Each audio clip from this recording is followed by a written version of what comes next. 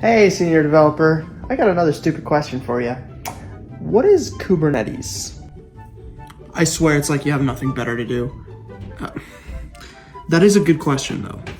Do you know what Docker is? Like Docker containers, images, stuff like that? Oh, Docker containers, like those things that we use to build all our code and dependencies in one place? Is that what you're talking about? Yeah, a Docker container is basically like a mocking of a virtual machine. It's like a single piece of software that has all of the runtime, the code, all the executables, all those kind of things inside of it. And that's how we run our software.